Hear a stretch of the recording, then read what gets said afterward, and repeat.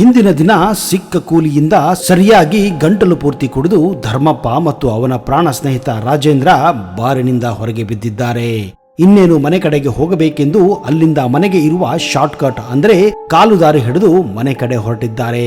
ಅದು ಕೆಟ್ಟು ಗಬ್ಬು ವಾಸನೆ ಇರುವ ಜಾಗ. ಕಾರಣ ಅಲ್ಲಿ ಹೆಚ್ಚಾಗಿ ಜನರು ತಮಗೆ ಬೇಡವಾದಂತಹ ತ್ಯಾಜ್ಯವನ್ನ ಎಸೆಯುವಂತಹ ಜಾಗವಾಗಿತ್ತು.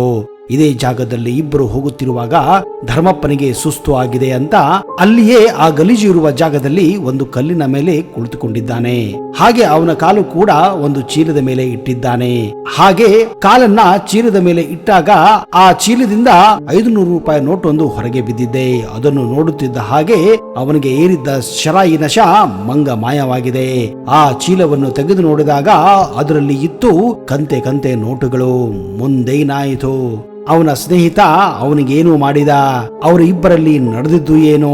ಕೊನೆಗೆ ಆ ಕಂತೆ ಕಂತೆ ನೋಟುಗಳ ಪರಿಸ್ಥಿತಿ ಏನಾಯಿತು? ಈ ಎಲ್ಲ ನಿಗೂಢ ಮಾಹಿತಿಯನ್ನ ನಿಮಗೆ ಗೊತ್ತಾಗಬೇಕೆಂದ್ರೆ ಈ ವಿಡಿಯೋನ ಕೊನೆವರೆಗೂ ನೋಡಲೇಬೇಕು. ಅದಕ್ಕಿಂತ ಮೊದಲು ನೀವು ನಮ್ಮ ಚಾನೆಲ್ಗೆ ಹೊಸಬರಾಗಿದ್ದರೆ ದಯವಿಟ್ಟು ಈಗಲೇ ಸಬ್ಸ್ಕ್ರೈಬ್ ಮಾಡಿ, ಜೊತೆಗೆ ಬೆಲ್ ಐಕನ್ ಕೂಡ ಪ್ರೆಸ್ ಮಾಡಿ. ನಮಸ್ಕಾರ ಸ್ನೇಹಿತರೆ, ನಿಮಗೆಲ್ಲ ಆತ್ಮೀಯ ಹಾಗೂ ಅದ್ದೂರಿ ಸ್ವಾಗತ. ದುಡ್ಡು ಅಂದ ಕೂಡಲೇ ಎಂಥವರನ್ನು ಕೂಡ ಅದು ಹುಚ್ಚು ಮಾಡಿಬಿಡುತ್ತದೆ. ದುಡ್ಡು ಇದ್ದರೆ ಒಂದು ತರ, ದುಡ್ಡು ಇಲ್ಲ ಅಂದ್ರೆ ಒಂದು ತರ. ಮನುಷ್ಯರ ಹತ್ತಿರ ದುಡ್ಡು ಇಲ್ದಾಗ ಅವರು ಆಡುವ ಆಟಗಳೇ ಬೇರೆ, ಅದೇ ದುಡ್ಡು ಸಿಕ್ಕ ಮೇಲೆ ಅವರು ಆಡುವ ನಾಟಕಗಳೇ ಬೇರೆ. ಹೌದು, ಸಿಕ್ಕ 10 ಲಕ್ಷ ರೂಪಾಯಿಯನ್ನ ಕೇವಲ ಅರ್ಧ ಗಂಟೆಯಲ್ಲಿ ಕಳೆದುಕೊಂಡ ಒಂದು ಘಟನೆ ಇತ್ತೀಚೆಗೆ ಮಂಗಳೂರಿನಲ್ಲಿ ನಡೆದಿದೆ. ಧರ್ಮಪ್ಪ ಮೂಲತಃ ಬಿಜಾಪುರ ಜಿಲ್ಲೆಯ ಇಂಡಿ ತಾಲೂಕಿನವನು. ಕೆಲಸವನ್ನು ಹುಡುಕಿಕೊಂಡು ಮಂಗಳೂರಿಗೆ ಬಂದಿದ್ದ. ಸುಮಾರು 6 ತಿಂಗಳಿಂದ ಇಲ್ಲಿಯೇ ಕೂಲಿ ಕೆಲಸವನ್ನ ಮಾಡಿಕೊಂಡು ತನ್ನ ಜೀವನವನ್ನ ಸಾಗಿಸುತ್ತಿದ್ದ.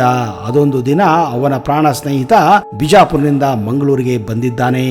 ಜಿಗರಿ ದೋಸ್ತ್ ಬಂದಿದ್ದಾನೆ ಎಂದು ಅವತ್ತಿಗೆ ಕೆಲಸಕ್ಕೆ ಹೋಗದೆ ಅವನ ಜೊತೆ ಸರಿಯಾಗಿ ಬಾರಿನಲ್ಲಿ ಕುಡಿದು ತಿಂದು ತೆಗಿದ್ದಾರೆ. ಇನ್ನೇನು ಧರ್ಮೇಂದ್ರ ತನ್ನ ಸ್ನೇಹಿತನಾದಂತಹ ರಾಜೇಶನನ್ನ ತನ್ನ ಬಾಡಿಗೆ ರೂಮ್ಗೆ ಕರೆದುಕೊಂಡು ಹೋಗಬೇಕೆಂದು ನಿರ್ಧಾರ ಮಾಡುತ್ತಾನೆ. ಅಡ್ಡದಾರಿ ಅಂದ್ರೆ ಕಾಲು ದಾರಿ ಹಿಡಿದರೆ ಕೇವಲ ಅಲ್ಲಿಂದ 10 ನಿಮಿಷ ಹೀಗೆ ನಡೆದುಕೊಂಡು ಆರಾಮವಾಗಿ ಹೋಗಬಹುದೆಂದು ನಿರ್ಧಾರ ಮಾಡುತ್ತಾನೆ. ಇದೇ ಕಾರಣ ರಾಜೇಶನ ಜೊತೆ ಧರ್ಮೇಂದ್ರ ಅವರನ್ನ ಕರೆದುಕೊಂಡು ಆ ಗಲೀಜು ರಸ್ತೆಯಲ್ಲಿ ಹೋಗುತ್ತಾನೆ. ಸುಸ್ತಾಗಿ ಒಂದು ಕಲ್ಲಿನ ಮೇಲೆ ಕುಳಿತುಕೊಳ್ಳುತ್ತಾನೆ. ಅವನ ಕಾಲು ಅಚಾನಕ್ಕಾಗಿ ಒಂದು ಚೀಲದ ಮೇಲೆ ಬೀಳುತ್ತದೆ. ಹೀಗೆ ಚೀಲದ ಮೇಲೆ ಕಾಲಿಟ್ಟಾಗ ಅದರಿಂದ 500 ರೂಪಾಯಿ ನೋಟ್ ಒಂದು ಹೊರಗೆ ಬರುತ್ತದೆ. ಇದನ್ನು ಕಂಡು ದಿಗ್ಭ್ರಾಂತನಾದಂತಹ ಧರ್ಮೇಂದ್ರ ಸುಮ್ಮನೆ ಇನ್ನೊಂದು ಸಾರಿ ಕಾಲಿನಿಂದ ಆ ಚೀಲವನ್ನ ಒದೆಯುತ್ತಾನೆ. ಅಲ್ಲಿಂದ ಹೊರಗೆ ಬಿದ್ದಿದ್ದು ಕಂತೆ 500 ರೂಪಾಯಿ ನೋಟುಗಳು. ಮೊದಲ ಬಾರಿಗೆ ಇಷ್ಟೊಂದು ನೋಟುಗಳನ್ನು ನೋಡಿ ಅವನ ಕಣ್ಣುಗಳು ಅವನ ಕೈಗೆ ಬಂದಿತ್ತು. ಕುಡಿದಂತಹ ನಶ ಗಾಳಿಯಲ್ಲಿ ಹಾರಿ ಹೋಗಿತ್ತು. ದುಡ್ಡು ಸಿಕ್ಕಿದೆ ತಡ. ಆ ಚೀಲವನ್ನ ತನ್ನ ಶರ್ಟಿನ ಒಳಗೆ ಮುಚ್ಚಿಕೊಂಡು ರಾಜೇಶನಿಗೆ ಈ ವಿಷಯ ತಿಳಿಸಿ ಮನೆಗೆ ಹೋಗುವ ಬದಲು ಮತ್ತೆ ಕುಡಿಯಲು ಪಂಪ್ವೆಲ್ ರಸ್ತೆಯಲ್ಲಿರುವಂತಹ ಬಾರಿಗೆ ಹೋಗುತ್ತಾರೆ. ಮಂಗಳೂರಿನ ಪಂಪ್ವೆಲ್ ಬಳಿ ಬಾರಿನಲ್ಲಿ ಮತ್ತೆ ಕಂಠು ಪೂರ್ತಿ ಕುಡಿದು ಇಬ್ಬರು ನಶೆಯಲ್ಲಿ ತೇಲುತ್ತಿರುತ್ತಾರೆ. ಆಗ ರಾಜೇಶ ಸಿಕ್ಕ ದುಡ್ಡಲ್ಲಿ ತನಗೆ ಅರ್ಧ ಪಾಲು ಕೊಡುವಂತೆ ಧರ್ಮಪ್ಪನಿಗೆ ಹೇಳುತ್ತಾನೆ. ಧರ್ಮಪ್ಪ ಇದು ತನಗೆ ದೊಡ್ಡ ಸಿಕ್ಕು, ಯಾಕೆ ನಿನಗೆ ಕೊಡಬೇಕೆಂದು ಹೇಳುತ್ತಾನೆ. ನೀನು ನನ್ನ ಜೊತೆ ಬಂದಿದ್ದೀಯಾ ಅಷ್ಟೇ, ಈ ದುಡ್ಡು ಸಿಕ್ಕಿದ್ದು ನನಗೆ, ಅದೇಗೆ ನಿನಗೆ ಅರ್ಧ ಪಾಲು ಕೊಡಬೇಕು ಎಂದು ಹೇಳುತ್ತಾನೆ. ಆಗ ರಾಜೇಶ, ನಾನು ಬಂದಿದ್ದಕ್ಕೆ ತಾನೇ ನಿನಗೆ ಈ ದುಡ್ಡು ಸಿಕ್ಕಿದ್ದು. ಒಂದು ವೇಳೆ ನಾನು ಇವತ್ತು ಬರಲಿಲ್ಲ ಅಂದ್ರೆ ಇವತ್ತು ನೀನು ಕೆಲಸಕ್ಕೆ ಹೋಗಬೇಕಾಗಿತ್ತು. ಹಾಗಾದ್ರೆ ಯಾರ ಅದೃಷ್ಟದಿಂದ ನಿನಗೆ ಈ ದುಡ್ಡು ಬಂದಿದೆ ಅಂತ ನೀನೇ ಯೋಚನೆ ಮಾಡು ಅಂತ ಹೇಳುತ್ತಾನೆ. ಹೀಗೆ ಇಬ್ಬರ ನಡುವೆ ಮಾತಿನಲ್ಲಿ ವಿವಾದಗಳು ಪ್ರಾರಂಭವಾಗುತ್ತವೆ. ಈ ವಾದ ವಿವಾದ ಜಗಳಕ್ಕೆ ನಾಂದಿ ಹಾಡುತ್ತದೆ. ಒಬ್ಬರ ಮೇಲೆ ಒಬ್ಬರು ಕೈ ಮಾಡಲು ಮುಂದಾಗುತ್ತಾನೆ.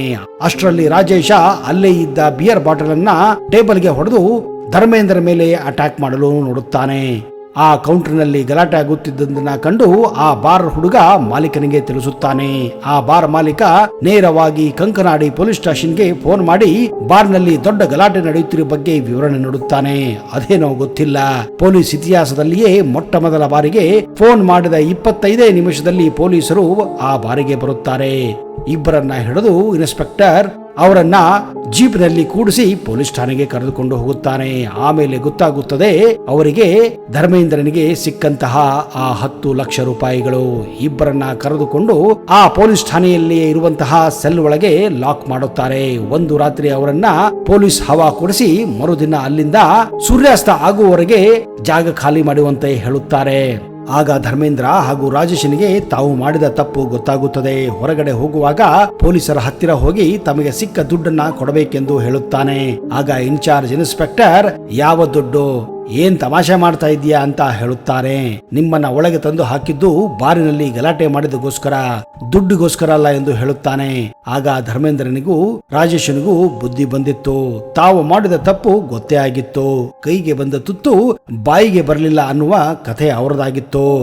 3 ದಿವಸಗಳ ಹಿಂದೆ ಇದೇ ಠಾಣೆಯಲ್ಲಿ 10 ಲಕ್ಷ ರೂಪಾಯಿ ಕಳ್ಳತನ ಆಗಿರುವ ಕೇಸ್ ಕೂಡ ದಾಖಲಾಗಿತ್ತು.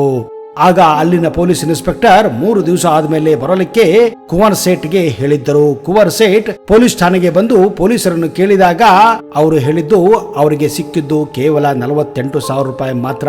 ಬಾಕಿ ಹಣ ಇನ್ನೂ ಪತ್ತೆ ಆಗಿಲ್ಲ. ಪತ್ತೆ ಆದ ಮೇಲೆ ನಿಮಗೆ ತಿಳಿಸುತ್ತೇವೆ ಎಂದು ಹೇಳುತ್ತಾನೆ. ಹಾಗಾದ್ರೆ ಆ ಬಾಕಿ ಹಣ ಎಲ್ಲಿ ಹೋಯಿತು? ಕಂಕನಾಡಿ ಪೊಲೀಸ್ ಠಾಣೆಯಲ್ಲಿ ನಡೆದಿದ್ದಾದರೂ ಏನು?